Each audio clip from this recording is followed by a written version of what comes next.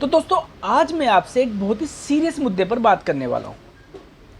यह बीमारी हमारे भारत देश के अंदर पिछले काफ़ी टाइम से फैली हुई है और जिसको लगभग अभी तक जिसका इलाज संभव नहीं हुआ है। सरकारें बहुत कोशिश कर रही है और पता नहीं कैसे कर रही है, इंटेलिजेंस कैसे काम करती है या सरकारें कैसे काम करती है, मुझे मेरे समझ के बाहर की बात है। सरकार चाहे तो उसको बहुत अच्छी तरह से हैंडल कर सकती है, वो किसी भी राज्य की सरकारें हो या भारत सरकार हो। मगर क्या पता किसी कारणवश या राज्यों के राजनीतिक हितों के कारणवश यह जो राज्य सरकारें हैं वह इसके मामले में अच्छी तरह से काम नहीं करती। वह मैं इस मुद्दे पे नहीं जाना चाहता, मगर जो ये बीमारी वह है पत्थरबाजी। जी हाँ, पत्थरबाजी। हम आजकल देखते हैं या सुनते हैं, आप अधिकतर सुनते रहते हैं कि साहब किसी यात्रा के ऊपर किसी शोभा यात्रा के ऊपर पत्थरबाजी हो गई, किसी जुलूस के ऊपर पत्थरबाजी हो गई। कहीं से कोई धार्मिक यात्रा निकल रही थी, धार्मिक जुलूस निकल रहा था, वहां पर पर्टिकुलर किसी एरिया के अंदर उनके ऊपर पत्थरबाजी हो गई। अब दोस्तों पत्थरबाजी ये क्यों होती है? यह एक बीमारी है। पत्थरबाजी एक बीमारी है जो कुछ लोगों के द्वारा की जाती है। मैं ये नहीं कहूँगा कि पर्टिकुलर किसी धर्म के या किसी समुदाय के लोग ही पत्थरबाजी करते हैं, मगर मैं ये जरूर कहूँगा कि पर्टिकुलर किसी धर्म और समुदाय के कुछ लोगों के द्वारा पत्थरबाजी की जाती है।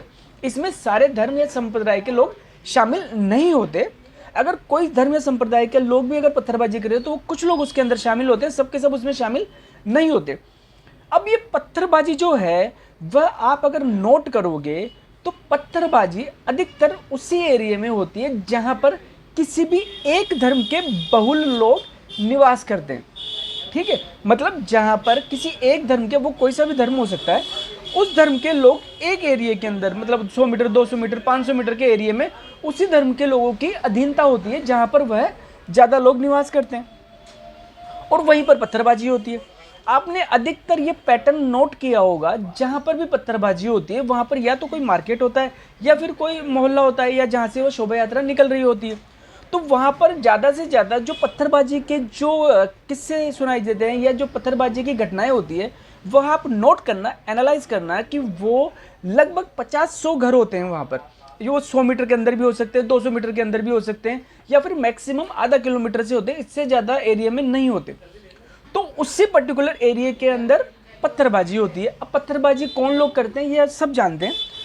तो अब जो उस एरिया के अंदर 100 मीटर 200 मीटर या 500 मीटर के एरिया के अंदर जो पत्थरबाजी होती है, प्रशासन चाहे तो उसको आसानी से रोक सकता है।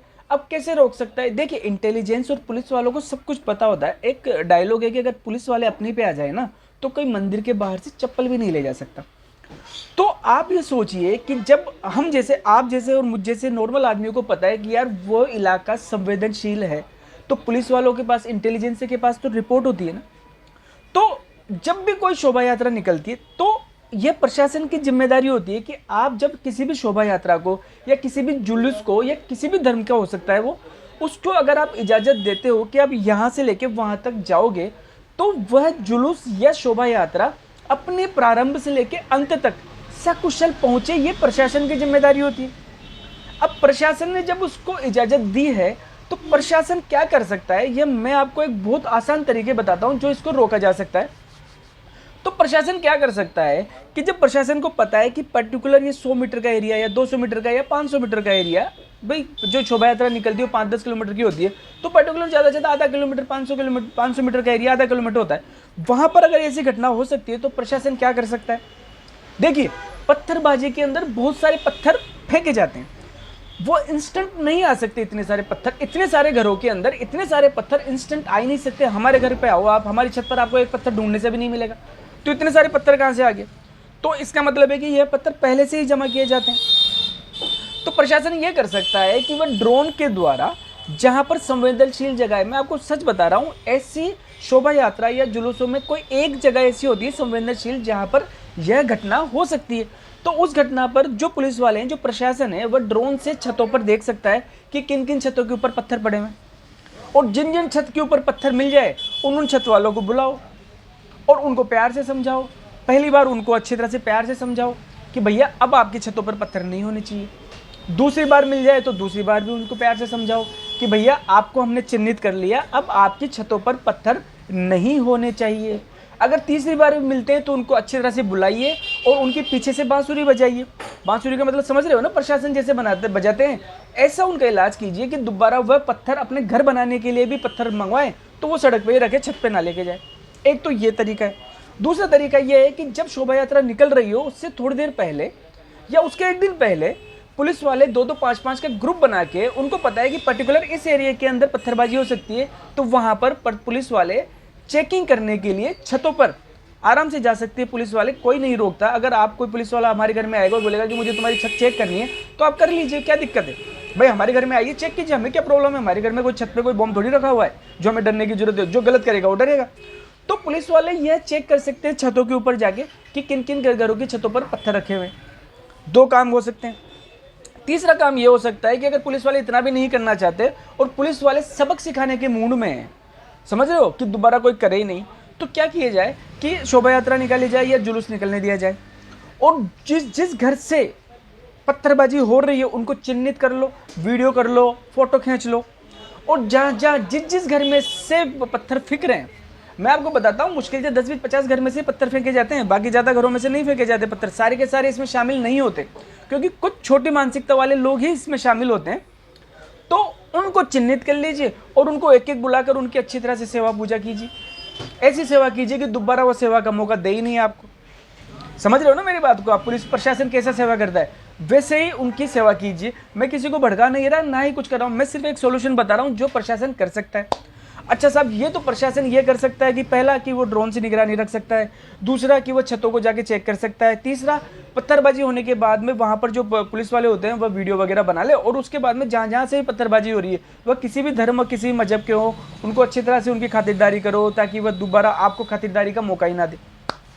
अब दूसरा तरीका क्या है? दूसरा तरीका यह है कि साहब कि आप लोग जो भी जुलूस या जो भी शोभा यात्रा निकाल रहा है, जब आपको पता है कि उस एरिया के अंदर संवेदनशील इलाका है, तो या तो आप उस एरिया में अपनी शोभा यात्रा या जुलूस लेके ही मत जाओ। ये सबसे शांतिप्रिय तरीका है कि आपको पता है कि यार वहाँ पर कुछ पंगा हो सकता है, लफड़ा हो सकता है, तो आप वहाँ पर मत जाइए और किसी दूसरे रास्ते से अपनी शोभा यात्रा जुलूस निकाल लीजिए। ये सबके लिए, मैं किसी पर्टिकुलर एक धर्म के लिए नहीं बोल रहा। दूसरा, अगर आपको वहीं से जाना है तो आप क्या कीजिए, देखिए किसी भी शोभा यात्रा जुलूस निकालने के लिए काफ़ी सारी चीज़ें लगती है, पैसा भी लगता है।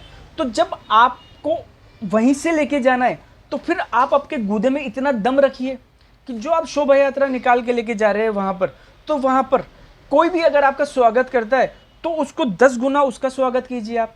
अगर कोई आपकी मालाओं से स्वागत कर रहा है तो आप भी फूल मालाओं से स्वागत कीजिए और उसको प्रसाद भी दीजिए। और अगर आपको कोई पत्थरों से स्वागत कर रहा है तो आप उसको 10 गुना उसको वापस दीजिए, पत्थरों से आप भी उसका स्वागत कीजिए। आप इस इंतजाम के साथ जाइए कि अगर हमारे साथ जो होगा वो वापस देंगे। प्रकृति का भी नियम है कि आप अच्छा करोगे तो 10 गुना लौट कर आपके पास आएगा, बुरा करोगे तो वो भी 10 गुना लौट कर वापस आएगा। तो अपने आप को आईना बनाइए, कांच बनाइए जिसमें शीशे में दिखता है, आप जैसे हो वैसे उस सामने वाले को दिखिए। तो जो आप जब आईना हो तो जो आपके साथ ट्रीट कर रहा है उसको 10 गुना वही चीज़ वापस लौटा दीजिए। आपको कोई इज्जत दे रहा है तो आप उसको इज्जत दीजिए, और जो आपकी सेवा कर रहा है पत्थरों से तो आप भी उसकी सेवा कीजिए पत्थरों से। मैं भड़का बिल्कुल भी नहीं रहा किसी को भी, मगर अगर आपको वहीं से शोभा यात्रा निकालनी है, आपको वहीं से जुलूस निकालना है, तो इस चीज़ का भी आप इंतजाम कीजिए। या फिर जब अगर आपके कहीं पर भी आपके पास में आपके ऊपर कोई पत्थरबाजी कर रहा है तो आप भी उसका तरीके से जवाब देने की हिम्मत रखिए, वरना जुलूस और शोभा यात्रा मत निकालिए।